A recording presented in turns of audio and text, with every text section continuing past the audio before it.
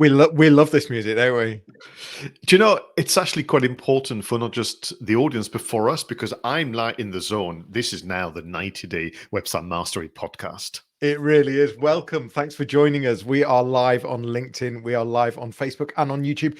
You might be listening right now. You might be on the podcast, and thanks for being here. It's the 90-day website mastery podcast. We are welcome. And why are we doing this? Well, it's to celebrate the launch of our new program and the completion of the website best practice webinar series. We wanted to find a way to continue to share more advice and insights about making your website work harder for you and for you to feel proud again about your website. We know that lots of people do not feel proud of their website.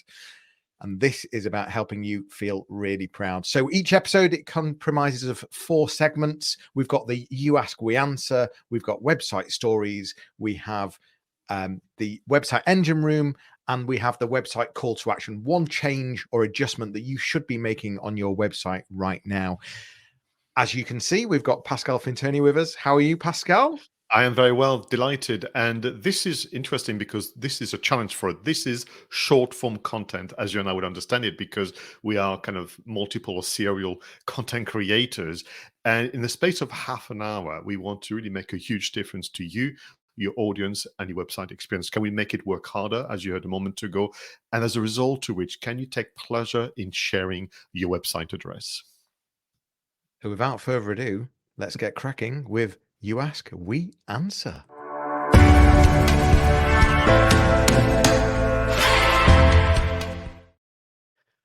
Pascal, what have we had submitted by the community this past period?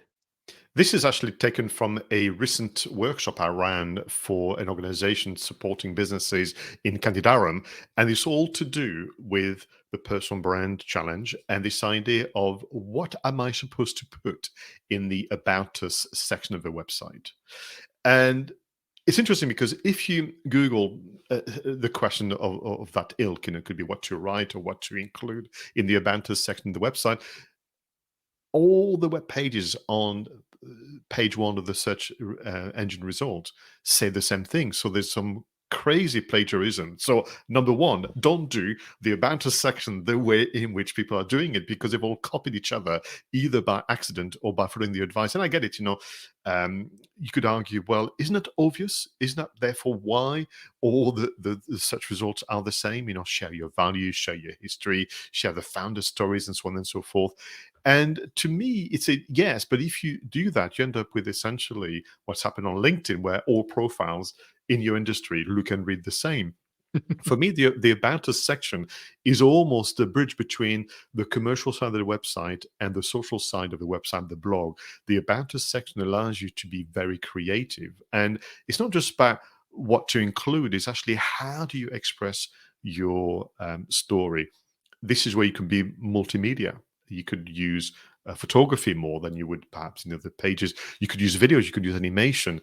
But ultimately, you need to use this page to capture the tone of voice and what makes you unique from a customer service point of view. And that's why sometimes the About Us section is awkward, Johnny, because the terminology invites people to write about themselves. But actually, as you would in good communication style, you've got to flip it and put the audience first. What do you think? Yeah, I think it's the opportunity to show the personality of the business, and it's that first moment of how do you want people to feel? What do you want people to be thinking? The tone of voice, how you talk, how you communicate, and yeah, it's less about me, and it's more about you. So, what does your reader want? What does your potential client or your current client want to grasp, to learn, to know, to whatever it might be. But it's about, I think, tone of voice for me is probably the key thing for the About Us page, and really getting to even know what your own tone of voice is. That's probably the biggest thing, trying to find out what is my tone of voice, and that's really important to figure out first. And I think that the about us section, if we want to still use the term, is that blank canvas where you can be a bit more innovative, where you can try things and change your mind. It's not easier to do that if it's on the product page or or the important sales and commercial kind of pages. Do you use a newsletter style? Do you use, as I've done, alternatively, a video style? How do you break up the story, and how do you maybe introduce form of calligraphy and colors and even symbols that perhaps would feel less at home, forgive me, with part of the website, but I still mean this kind of bridge between that and the blog. And I think for me, conversational would be the style, certainly, no matter after that what you choose in terms of words, images, and videos. And one that, in fact, could be the beginning of a bigger conversation, either face to face or if you do a blog series or a podcast. Yeah, like you've said, Pascal, I think it's really important to have different types of media. So whether that be images, whether it be video, it's the opportunity for people to get to know you. And people buy from people. People want to see human beings. They don't want to see stock photography. They want to see real life. And your About Us page is your opportunity to bring your business to life. And you need to do that through video, through imagery, but also through conversational style content. I like it. Therefore, in conclusion, the about us section is not about us, but it's about them. Your audience. Have you managed to still share, your core values, your why moment, as sometimes you and I refer to it, and so on, in such a way that the prospect of dealing with you is very appealing as a visitor. But don't be afraid as well then to link to other part of the website. So, for example, you could be mentioning the team, rightly so, in a more of a synopsis format, but within that, a link internally to the full biographies of your colleagues or the team, or even case studies and so on. So I think the about us section for me is almost on occasion as neglected as the contact us page. And perhaps as part of this podcast and more, I'm inviting people to reflect and maybe invite people from different, walks of life. Invite someone who works in PR, someone who works in design, someone who is from sales, and ask them to challenge your kind of preconception of the About Us section. Absolutely. I want to move on, looking at the clock, because I am the kind of appointed timekeeper to our next segment, the website stories.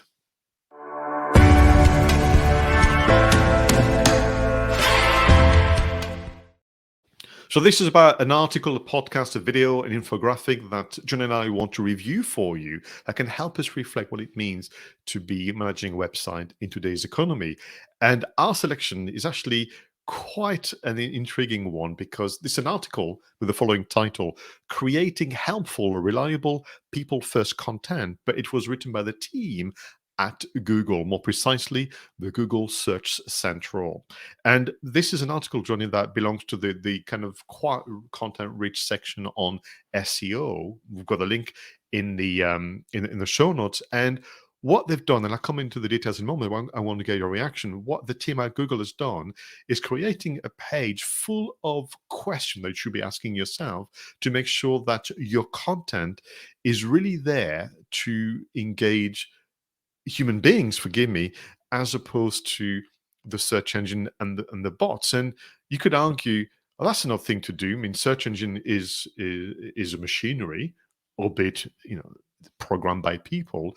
We've learned since the early 2000s to essentially create information that pleases the spiders, but here they are writing quite a detailed article saying you've got that all wrong. You've got to please people first. Yeah, and I think this becomes even more important with the likes of Chat AI, where you've got bots writing content for you. And so it's even more important right now to understand what Google is looking for in terms of good quality content. And it's what's funny is that there's so much common sense in there, but it's a lot of things that people just don't think about or don't consider. And but if you start getting to know Google and how it works, a lot of it is common sense, and it's actually a really good article. It is, and to your point, it's common sense and almost disappointing once it's explained to you plainly, as you and I might in doing our session.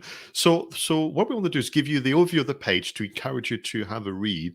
I would share this with your colleagues. I would actually have a meeting about it and start to Mm. use the question themselves. So what they're saying is they've designed a page to help creators evaluate if they are producing content where it's helpful, reliable, and people first. So they have a section called self-assess your content, and they have content and quality questions. I'll give you a tease in a moment. They have then expertise questions. Then they have questions: are you truly focused on people first, or are you trying to play a bit of a strange game?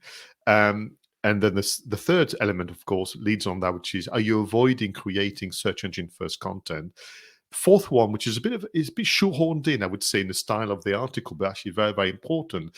They're saying get to know the EEAT and the quality rate guidelines. And they're saying, well, what is all this? Well, it's all to do with the recent update, which each update builds on itself, but they're asking for content where there is the evidence of experience, the evidence of expertise, the evidence of authority, and the evidence of trustworthiness. And all this then combine into this very ugly acronym of EEAT. But have a read of the article, because again, as Jonny told you a moment ago, it's so incredibly common sense. And then the final bit, they have got questioned about the who, the how, and the why. So, like I said, it's an article you can read, but it's there to instigate conversation internally. Let me give you some examples, Jonny, of the kind of question that they're asking. So, in the content and quality question, they're saying, for example, does the content provide original information, reporting, research, or analysis? And it's almost like going back to being a student. Look at the keywords: original information, reporting, research, and analysis. It tells you everything you need to know about the kind of content you want to do. If the content draws from other sources, that's to avoid simply copying and rewriting those sources, and instead provide substantial additional value and originality. Does the main heading of the page provide descriptive, helpful summary? And so it goes on. But the one I really wanted to draw your attention to and get your reaction is on the who created the content question. Question number one: is it self-evident to your visitors who authored your content? Does the page carry a byline where one might be expected? And do the bylines, listen to this, lead to further information by the author involved, giving background about them and the areas they write about? Well, yeah, this comes down to the evidence of expertise and trustworthiness and authority. And if what Google's basically saying here is make it abundantly clear who's written it, tell us a bit about them, and help us understand why they are in a position to be able to give opinion on whatever that might be, and then give us a deeper meaning. So give us something clickable where we can go to a more in-depth author page where we can really get to know this person and their qualifications and their presence on the World Wide Web. So what would make sense is that deeper link of the author page, that it links out to the person's LinkedIn, the person's Instagram, the any Wikipedia entries, whatever there might be, to then build that picture for Google to understand who that person is. Are they a real person? Have they got qualifications? Have they got authority to be talking about this particular subject? And so it's trying to build up the evidence base that this content is worthy of showing to someone. But isn't that fascinating? If you cast your mind back to when Google was invented, we're talking 99, 98, if not even earlier, the motivation, which is I think is always fascinating, was Sergey Brin and Larry Page wanted to spend less time doing essays for the lecturers and more time going out having a great time. There's nothing like laziness and the appeal of just having a great night out to ask people to invent great solutions. So what they were doing at the time, creating a search engine to review essentially published work from lecturers, and they wanted, their early version. The name escapes me. It wasn't called Google. If someone knows, do put it in the show notes. I think it was called maybe a rub back or back rub, something like this. But essentially, they wanted to know which of the many, many things our lecturers have written is the one I should pay attention to, so I can write my essay very, very quickly and then go out and have a great time. But what they had to do as part of the essay writing, they had to cite where they got the information from. And this citation, this byline, this idea of quick synopsis about authors has been true since the late 90s. And I'm almost kind of delighted that it has remained true in 2023. I'm having conversation with my customers where say we should really make your byline better. We should really link that, to your biography page. And I didn't realize that until I read the article, again, that was actually a criteria for the SEO. Yeah, how important it is. Yeah, I agree. Mm. So in terms of, helpful, reliable content, an article written by people who are in charge of a piece of machinery, but I think it's quite reassuring that they have this people first, mentality. Yeah, and I think it's just one thing that's worth mentioning, by the way, is Mm, that there's nothing wrong with using AI content at all. I think that's really important to say. It's how you use it and what you do with that. So what you might if you were to use AI to start giving you the framework of a blog or some of the in-depth parts of a blog, it's about mentioning that on the page that some of this article was written by AI. However, I as the author have edited, fact checked, etc., etc. So it's about just being really open and honest and applying common sense to this. That there's nothing wrong with using a bit of a helping hand, but mm. let's make it ours and let's make it factual. Thank you very much. So everyone, go and have a look at the article. Don't be put off by the fact it's written by the team at Google. It's easy to read. It's understandable. There's no jargon. There's nothing technical about it. It's just good common sense. And you might find that intuitively, all of you will be doing a lot of it right. We just need to get that 20% extra, such as, for example, who created the content. Super. Talking about getting things right and making our life a little easier. Let's move on, Johnny, if you don't mind, with the website engine room.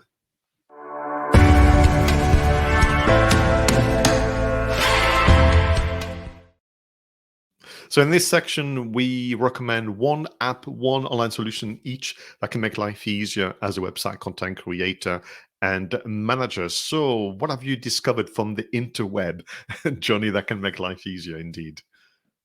So talk.to, TAWK.to, it's a live chatbot, and it's free of charge. It's really easy to use. What we're talking about here is adding value to your website and giving, to some extent, Generation Z, how they use websites is so different. They're expecting very quick answers. They're expecting interaction very quickly.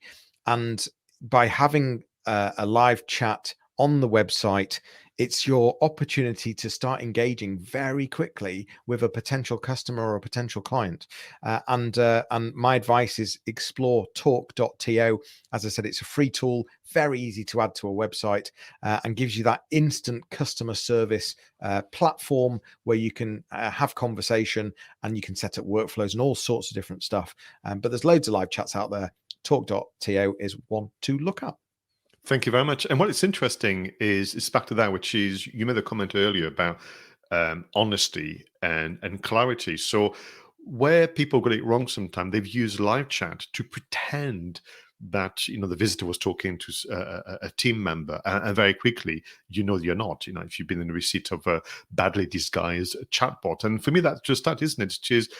You could have the clarity on your website saying, well, between the hours of X and Y on those days of the week, it will be Jonny or Pascal. Between, any other time, you'll be talking to our digital assistant or whichever term you favor.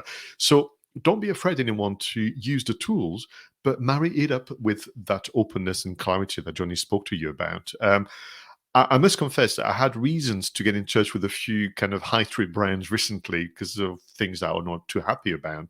And the live chat has been always, without fail, the one way to get satisfaction. It works really well. So I think in a funny kind of way, Johnny, what you're showing us is that whilst one could assume, well, I'm too small, or my business is not right for that, the bigger brands out there are going to be creating the baseline.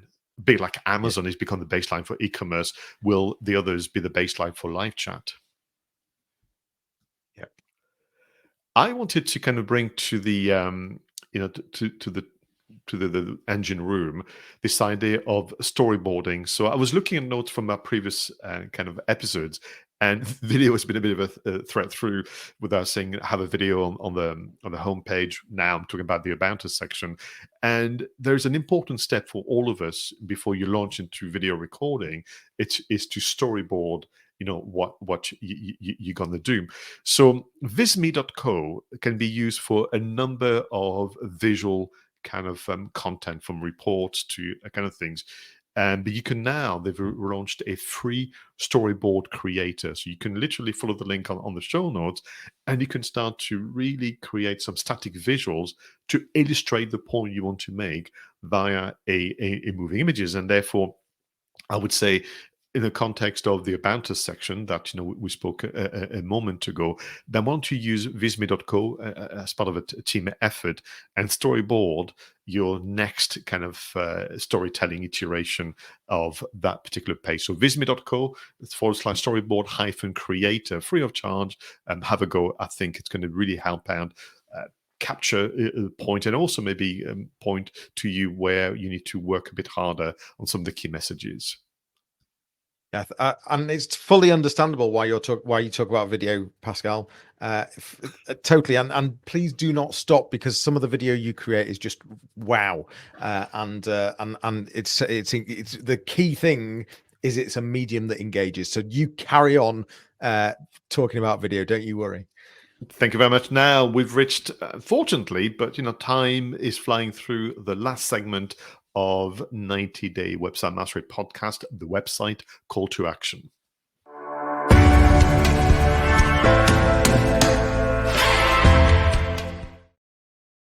So this is where we give you, what do we call this, Roger? Homework, prep, adjustments, something that you need to do on your website to transform its experience. So what would be your suggestion for this episode, Johnny? Yeah, one change that you could perform on your website, and how apt the name of this segment is, the website call to action. Have you thought about the call to actions on your website? And I'm talking about that button that you're trying to drive people to. In fact, actually take a step back. What is it you're trying to get people to do? That's the most important thing to list. What is it you want people to do? Do you want people to pick up the phone? Do you want people to send an email, fill out a form, download something, watch a video? What's the key thing that you want people to do? And have you made it abundantly obvious to the user that that's what you want them to do? Take them down a funnel of what you want them to do, and make it really clear that you're trying to get them to click this button. Think of the color of the button, think of the wording on the button, and more importantly, think of the positioning and the number of buttons. So there's nothing wrong as you're scrolling down a page to ensure that you're continually throwing in that call to action. And again, sounds simple, but there's so many websites out there that have not considered the simple placement of call to action buttons and what they're trying to drive people to do. So what do you want people to do? And let's make it easy for them to do it. And what is interesting is, I'm reflecting as I'm listening to you about the work that we do. Very, very often, the call to action, and it may vary from the contact us to downloading something to paying to getting in touch and so on. What happens is people go through the effort of creating the website, or it could be a redesign. And so you have what I call the first pass. You have the first kind of iteration of the call to action buttons. But in a way, I don't think it's the ultimate version. I think you just got to a point where the website had to be finished as a project and it had to go live. But the real reflection and the real changes come after.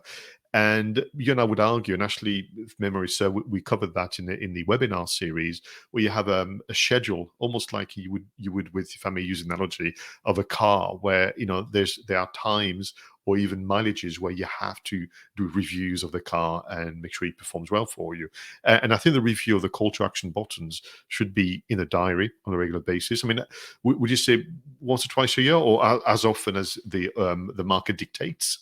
Yeah, and as the business evolves as well, what's working for the business, what's driving the most conversion, and understanding, that's the key thing as the business evolves, and making sure that you marry that on the website. Because if you were to ask a website owner what they want people to do today versus asking them again in 6 months' time, things will have changed. No, absolutely. So for me, I thought I should, follow through the conversation we had, particularly with your ask, we answer, with everything else about the About Us page. And I want to recommend people review and create 3 types of profiles for everyone in the organization, which I know go, oh my God, there's 20 of us, there's 30 of us, there's 5 of us. Just take your time with it. But my recommendation, Johnny, is that you have 3 types. Number one, the byline, so that you, as the author or contributor to an article, can have a moment to shine. So think of it as something that is very, very short. Then what I would call is a guest summary. So for future endeavors, when you are a guest on a podcast, indeed you are a guest contributor, maybe you are a guest on a YouTube channel, have a longer version of the byline. That would be number 2. And then number 3, have a full biography, which can be indeed on the website or as a PDF to be shared, independently. So 3 times: the byline, very, very short for you as the author.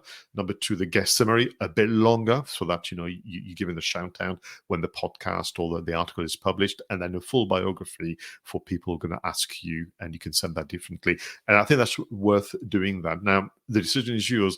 Do you start with the full biography and then edit down to have the guest summary and then the byline, or do it the other way? Just lean on your personal preferences. Thanks for the great advice, and also for bringing that together with the advice that we'd read from Google's page. So really good indeed. No problem at all. Guys, thanks so much for joining us. Thanks for watching. Thanks for listening. That is it for today. This was episode 4 of our new podcast series, the audio companion to the 90-day website mastery program. For more information, please visit 90daymarketingmastery.com, and you'll be able to book a discovery call with either myself or Pascal. We'll be back with another podcast episode. In the meantime, feel free to send your questions, share your preferred app and links to your website once you've made the changes we spoke about, because we'd love to give you a shout out. Bye for now, everyone, and we'll leave you with a fun video and audio montage whilst you go through your notes and actions. See you soon.